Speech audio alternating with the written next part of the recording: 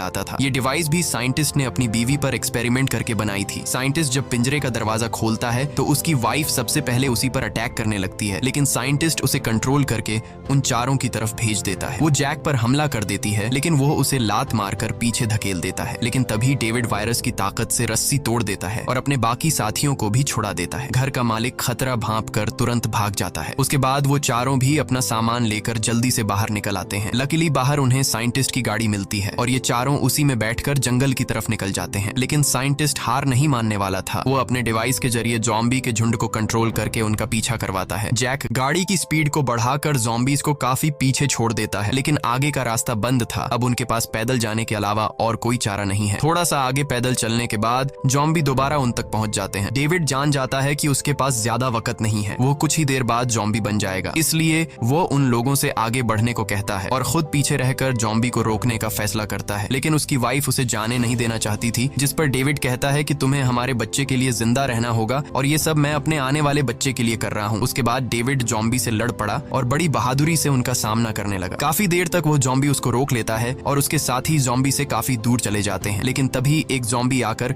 David को मार देता है। जैक मेगन को गोद में लेकर आगे की तरफ बढ़ता है और फाइनली ये लोग उस जगह तक पहुंच जाते हैं जहां पर इंसानों की बस्ती थी। एबिगेल मदद मांगने के लिए चिल्लाने लगती है क्योंकि उनके पीछे बहुत सारे ज़ॉम्बी थे। ऊपर टावर पर बैठे दो पहरेदारों ने उन्हें देख लिया और वो अब स्नाइपर से ज़ॉम्बीज को शूट करके उन्हें कवर देने लगे। जल्द ही उन लोगों के लिए एक बोट भी भेजी जाती है और ये तीनों उस बोट में बैठकर शिप टाउन के अंदर पहुंच जाते हैं। काले चेहरे वाला ज़ॉम्बी अपने साथियों को आगे बढ़ने से रोकता है क्योंकि आगे पानी का रास्ता है और वह उसे पार नहीं कर सकते थे। दूसरी तरफ मेगन की डिलीवरी होने वाली थी और उसे तुरंत इलाज की जरूरत थी। अच्छी बात यह है कि यहाँ डॉक्टर और हॉस्पिटल की फैसिलिटी भी मौजूद थी। अगली सुबह हम देखते हैं कि इस जगह को कई बड़े जहाजों से जोड़कर एक टाउन बनाया गया है जिसके चारों तरफ पानी है। जैक एबिगेल से कहता है कि अब हमें यहाँ से जाना चाहिए, लेकिन एबिगेल ने यहीं रहने का फैसला कर लिया है। उसे लोगों के बीच रहने में बहुत मजा आ रहा है। इसी बात पर दोनों में बहुत झगड़ा होता है। तभी एक डॉक्टर आती है और बताती है कि मेगन ने एक बेटी को जन्म दिया है, लेकिन खून ज्यादा बहने की वजह से वो शायद ज्यादा दिन नहीं जी पाएगी। ये सुनकर जैक का मन उदास हो जाता है। वह जल्दी से हॉस्पिटल के कमरे में जाता है। मेगन बहुत कमजोर हो चुकी है और वह अपनी बेटी को जैक के हवाले करना चाहती है और वह चाहती है कि वह भी एबिगेल की तरह बड़ी हो। जैक को अपनी मरी हुई वाइफ की याद आती है और मेगन की बेटी को अपने पास रखने के लिए तैयार हो जाता है। इधर एबिगेल एक हैंडसम लड़के के साथ एंजॉय कर रही होती है। उसने कभी सोचा भी नहीं था कि इतने सारे लोग एक साथ बैठकर शराब पी सकते हैं और खूबसूरत संगीत पर जमकर नाच गा सकते हैं। इसलिए उसका यहीं रुकने का इरादा और भी पक्का हो जाता है। थोड़ी देर बाद एबिगेल उस हैंडसम लड़के को चुपके से एक कैबिन में जाते हुए देख लेती है। उसे देखकर वह भी अंदर चली जाती है। वहां पहुंचकर वह देखती है कि ये कैबिन पूरी तरह से तारों और बमों से भरा हुआ है। वहां एक वायरलेस स्विच भी लटका हुआ होता है। जैसे ही वह उस स्विच को टच करती है तभी वह लड़का भाग कर आता है और बताता है कि उन्होंने शिप टाउन के नीचे बम लगाए हैं। अगर कभी ये जगह खतरे में पड़ती है तो लोग उस रास्ते से भाग जाएंगे और बाहर से इस जगह को उड़ा देंगे। लेकिन दोनों को बिल्कुल भी अंदाजा नहीं होता कि ये दिन इतनी जल्दी आ जाएगा। वह साइंटिस्ट गुस्से में वहां तक भी पहुंच जाता है। वह देखता है कि इन लोगों ने बहुत सारे ज़ॉम्बीज को मार दिया है जिनके सहारे वह इस दुनिया पर राज करना चाहता है। वह अपने कंट्रोल डिवाइस के जरिए उस काले चेहरे वाले ज़ॉम्बी राजा को अपने कंट्रोल में कर लेता है। साइंटिस्ट की मदद मिलने के बाद शिप टाउन के नीचे का पानी अब उन्हें नहीं बचा सकता था। बहुत सारे ज़ॉम्बी पानी के नीचे से उन शिप्स पर पहुंच जाते हैं और लोगों पर अचानक अटैक कर लेते हैं, जिनमें से बहुत से लोग मारे जाते हैं। लोगों के बीच हलचल मच जाती है। इधर जैक को भी इस बात का पता चल जाता है कि ज़ॉम्बीज ने अटैक कर लिया है। जैक को एबिगेल की चिंता होने लगती है और वह उसे ढूंढने लग जाता है। वह ज़ॉम्बीज को मारते हुए आगे बढ़ता है और आखिरकार वह एबिगेल को ढूंढ लेता है। दूसरी तरफ सन की साइंटिस्ट भी शिप पर पहुंच जाता है और एबिगेल को पंच मारकर नीचे गिरा देता है। ये देखकर जैक गुस्से में आकर साइंटिस्ट की तरफ दौड़ने लगता है कि तभी एक ज़ॉम्बी बीच में आकर उसे धक्का देकर नीचे टैंक में फेंक देता है और वहां वह साइंटिस्ट भी पहुंच जाता है और जैक से बदला लेना चाहता है। वह जैक को लात मारकर गिरा देता है, लेकिन जैक को पता था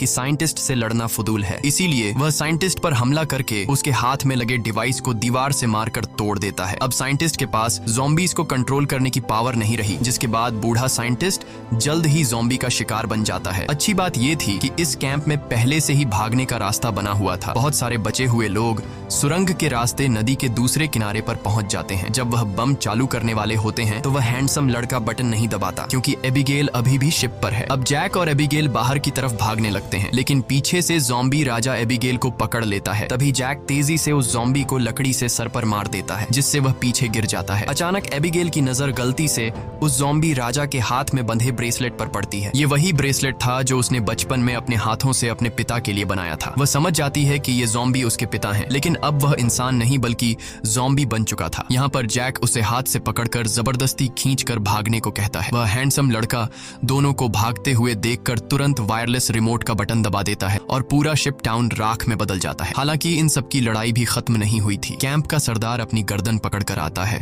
क्योंकि लड़ाई में उसे ज़ॉम्बी ने काट लिया था। वायरस के फैलने से पहले ही काले चेहरे वाले ज़ॉम्बी ने उस पर हमला कर दिया। हैरानी की बात यह थी कि ज़ॉम्बी राजा भी धमाके में बच गया था। जैक तुरंत दौड़कर उस ज़ॉम्बी राजा से लड़ने लग जाता है, लेकिन जैक ज़ॉम्बी राजा के सामने कमजोर पड़ रहा था। इसीलिए एबिगेल जमीन से बंदूक उठाती है और ये जानते हुए भी कि सामने खड़ा ज़ॉम्बी राजा उसका पिता है, लेकिन वह उसे पालने पोसने वाले जैक को मार रहा था। इसलिए एबिगेल बिना सोचे समझे उस काले चेहरे वाले ज़ॉम्बी राजा को गोली मार देती है, क्योंकि